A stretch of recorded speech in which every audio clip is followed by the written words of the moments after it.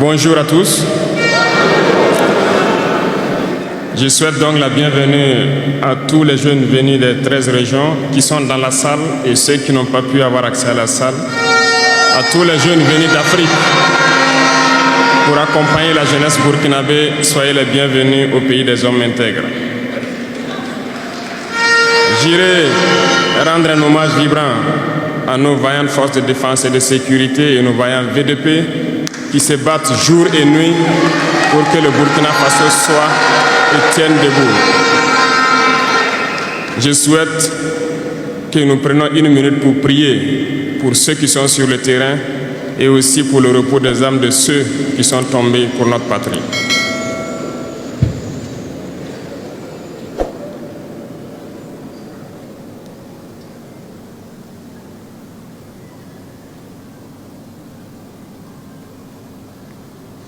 Je vous remercie.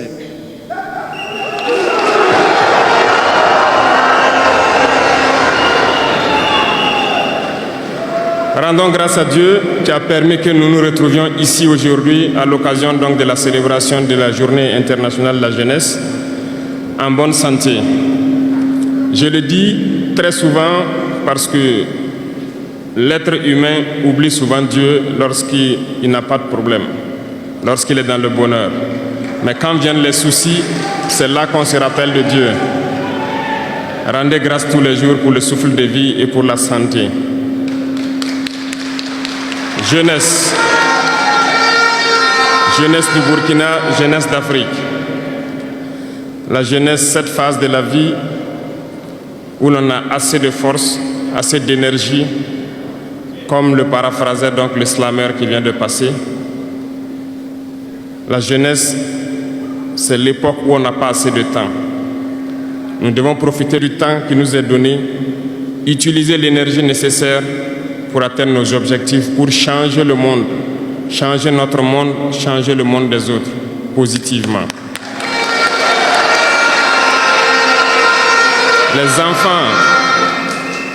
Les enfants souhaitent grandir pour être jeunes. Les personnes âgées souhaitent redevenir jeunes. Tout le monde veut être jeune. La jeunesse est une bénédiction. Alors profitez de la jeunesse pour faire œuvre utile. Voilà pourquoi quand je vois dans le thème choisi, les deux premiers mots nous interpellent.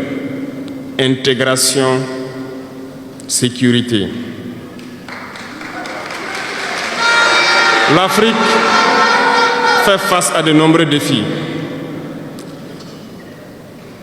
Et on doit se poser des questions.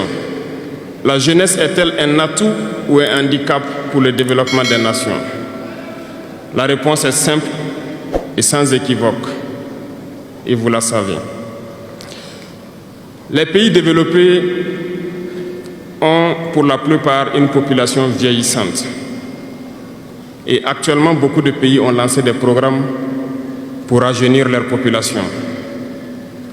L'Afrique a cette chance d'avoir une population très jeune. Mais pourquoi l'Afrique n'est-elle pas développée? Nous devrions donc nous pencher sur la question de comprendre pourquoi l'Afrique a une population jeune et qu'elle n'est pas développée. Et que les pays qui se disent développés cherchent donc à rajeunir leur population. Il faut que nous arrivions donc à transformer notre jeunesse en un véritable atout et un moteur de développement pour notre continent. Et pour ce faire, nous avons besoin d'intégration, nous avons besoin de sécurité, de développement, nous avons besoin de nous unir. Certes, vous entendrez parler de l'Union africaine. Oui, elle existe. Mais quel est l'effet de l'Union africaine en réalité?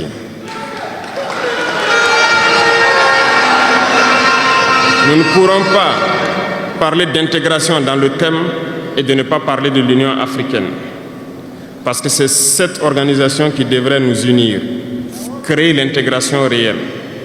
Mais nous sommes au regret de voir ces guerres qui persistent sur le continent africain, qui tuent des millions de jeunes, et que cette organisation, qui est à la tête d'États pourvus d'armées, n'arrive pas à s'organiser pour soutenir certains pays. L'union n'est pas juste un mot. L'union, c'est un symbole. Et nous, jeunes, devrions apprendre leçon de cette situation pour nous unir, pour faire de l'intégration une réalité. J'ai été désagréablement surpris lorsque l'Éthiopie, qui abrite donc le siège de l'Union africaine, vivait un conflit. Et quand j'ai vu le Premier ministre se mettre en treillis et annoncer fermer l'université à Addis Abeba pour faire face à la menace, je n'ai pas vu l'action de l'Union africaine pour protéger ses sièges. Les États occidentaux, pour la plupart, voyaient Addis Abeba tomber, ont plié bagages et partir. L'Éthiopie s'est battue, a trouvé une solution interne et vit plus ou moins en paix aujourd'hui. Les enfants du Congo meurent depuis des années. Plusieurs autres conflits, tels au Soudan, existent sur le continent. Nous aurions aimé voir l'Union africaine générer les forces et toutes les stratégies nécessaires pour soutenir ces États pour qu'ils puissent retrouver la paix. Nous ne viendrons même pas parler de nous ici au Sahel. Depuis près de 10 ans, le Sahel est le théâtre du terrorisme international. Mais nous ne voyons aucun soutien de ces organisations pour trouver une solution à ce problème.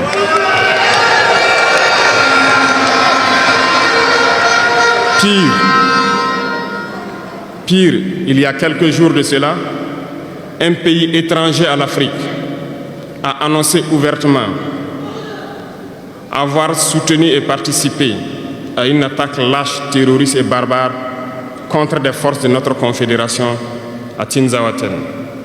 L'Union africaine n'a pipé aucun mot pour condamner cette ingérence. L'Union africaine n'a pipé aucun mot pour condamner cette ingérence d'un État extérieur à l'Afrique dans les affaires internes de nos États. Et ce coup de gueule, je souhaiterais qu'ils l'entendent et qu'ils sortent donc de leur silence et poser des actes pour que la jeunesse puisse croire en l'Union africaine.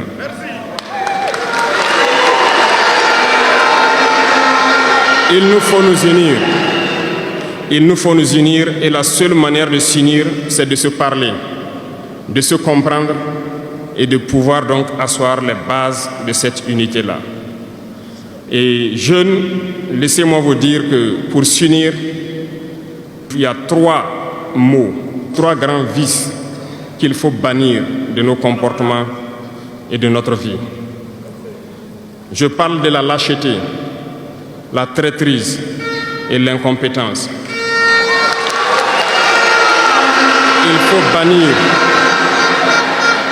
Il faut bannir ces 3 mots de notre mode de vie. Et je m'en vais vous expliquer pourquoi. La lâcheté recouvre beaucoup de vices. Un lâche a toujours peur. Et lorsqu'on a peur, on devient un esclave. On se plie, on lèche la botte.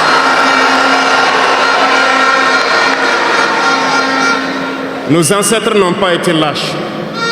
Et si nous sommes lâches, nos enfants vont nous poser des questions. Imaginez qu'au Burkina, nous refusions de nous battre et nous acceptons de nous soumettre, de vivre l'esclavage. Demain, nos enfants grandiront. Ils se poseront des questions. Nos parents ont-ils été des lâches pour nous laisser dans l'esclavage?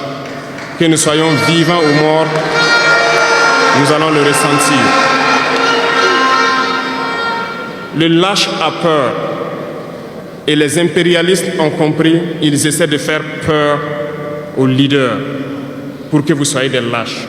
Parce que quand vous êtes un lâche, tous les autres vices peuvent naître. On fait tout pour que nous ayons peur. Ils viennent dans nos palais, ils nous menacent directement ou des menaces voilées. Bien sûr, nous répondons comme il le faut. Ils essaient de nous faire comprendre. Ils prennent chaque fois des exemples. Ils nous diront, vous savez, Thomas Sankara a essayé de faire comme ça, mais il est où? Il est mort. Le président haïtien, il a essayé de faire comme ça, il est où? Il est mort. Kadhafi a essayé comme ça, il est où? Il est mort. Voilà des propos qu'on nous tient de manière voilée pour nous faire peur. Et pire, nous voyons aussi souvent certains jeunes essayer d'emboîter le pas d'une autre manière.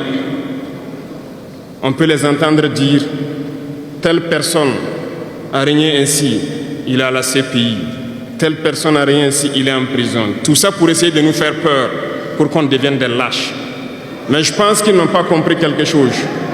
Quand nous disons la patrie ou la mort, nous vaincrons, ce n'est pas qu'une phrase. Ce n'est pas qu'une phrase, ça a tout son sens. Nous n'avons pas peur et nous n'aurons jamais peur. Nous continuerons notre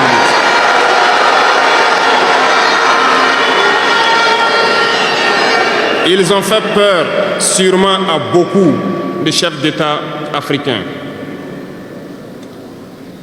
Vous voyez, souvent quand on s'exprime ou lorsqu'on a l'occasion d'être dans certaines situations à l'extérieur, nous tenons souvent des propos pour interpeller les chefs d'État africains pour qu'on se réveille, prendre soin de notre jeunesse pour pouvoir amorcer notre développement réel. Nous sommes souvent mal compris. Certains ont riposté publiquement à nos propos parce qu'ils se sentent indexés. Mais je peux vous assurer, jeunesse, que lorsque nous nous retrouvons dans les couloirs, ces mêmes chefs d'État nous disent « Vous êtes sur la bonne voie, c'est ce qu'il faut faire pour que l'Afrique puisse s'en sortir. » Alors, nous leur posons des questions à savoir pourquoi vous ne faites pas comme nous, pourquoi vous ne nous accompagnez pas. Certains nous disent qu'ils ont les mains liées, certains nous disent qu'ils ne peuvent pas. Chers aînés, chefs d'État africains, du haut de cette tribune, donc, je souhaiterais dire que les peuples africains sont les peuples les plus pacifiques. Lorsque vous reconnaissez un tort, il faut le dire au peuple. Que nous n'ayons pas peur demain de sortir et dire au peuple, nous nous excusons, nous avions été compromis, nous avons des biens mal acquis, on nous a compromis par plusieurs choses et que nous demandons pardon et nous revenons sur la bonne voie. Et de commencer à travailler réellement pour l'indépendance de nos États et notre émancipation. Et je pense que c'est possible. Si nous restons dans cette posture de peur, nous serons lâches. Et l'histoire nous jugera. Nos enfants poseront des questions, nos petits-enfants poseront des questions. Nous sommes en train d'écrire l'histoire, il n'y a pas de place pour la lâcheté. Si nos ancêtres avaient été lâches, nous ne serions pas là. La Journée internationale de la jeunesse 2024 a été marquée par un discours vibrant et engagé du président du Burkina Faso, Ibrahim Traoré.